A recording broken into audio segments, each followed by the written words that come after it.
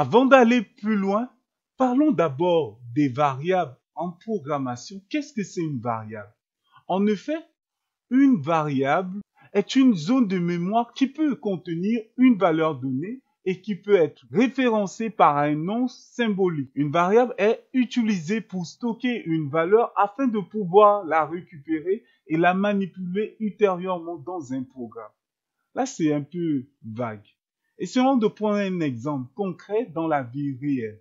Prenons cet exemple. Ici, nous avons une boîte et dans cette boîte de rugby, donc nous allons stocker les différents objets, c'est-à-dire les différents ballons. Et après, vous voyez ces 4 boîtes, nous voulons stocker les ballons à l'intérieur. Donc ici, nous avons rugby, comme vous pouvez le voir ici, football, basketball, handball.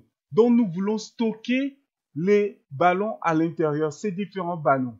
Donc, considérez ces cartons comme des variables. Nous allons continuer. Vous voyez, nous stockons le ballon de rugby, le ballon de football, le ballon de basketball et le ballon d'handball. Vous voyez, ces 4 ballons sont déjà stockés. Nous les avons stockés dans ces 4 cartons. Donc, considérez le carton comme une variable et les différents ballons comme des valeurs qu'on va stocker dans le carton. Donc voilà, au finish, nous aurons 4 cartons avec ces différents ballons. C'est ça une variable.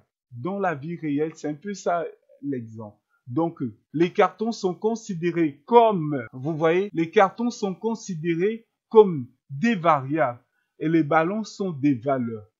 Donc vous voyez, à tout moment, vous pouvez dire, bon, j'ai besoin du ballon de football. On vous donne, vous récupérez le ballon de football. Donc c'est ça une variable. C'est ainsi qu'on peut expliquer les variables dans la vie de tous les jours. Prenons déjà un exemple concernant notre ordinateur.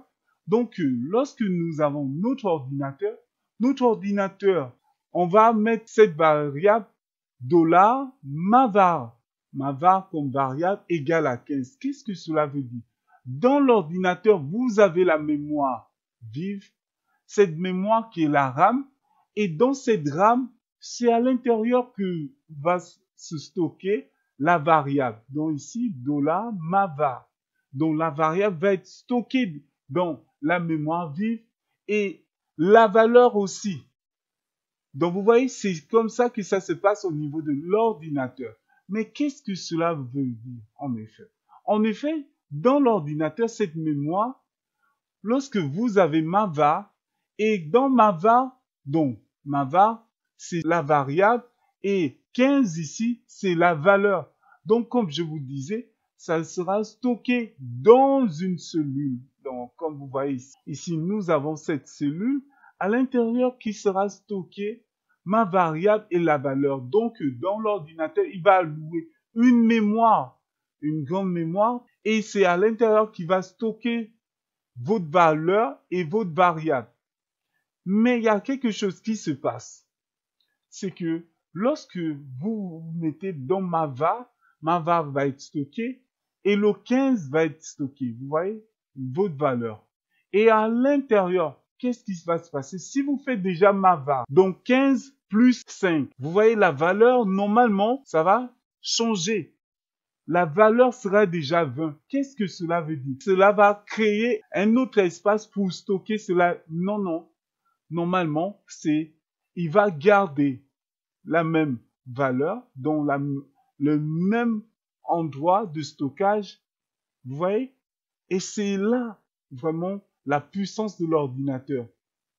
Donc, c'est un peu ainsi que se comportent des variables. Lorsque vous créez des variables dans un ordinateur, normalement, ces variables sont stockées dans la mémoire vive de votre ordinateur. Et cette mémoire vive dans cette RAM va allouer un espace pour votre variable. Et cette variable, vous allez la manipuler. Elle ne va pas changer. Seule la valeur va changer. Mais j'espère que c'est clair pour vous parce que dans le cours prochain, nous allons voir déjà comment utiliser les variables en PHP.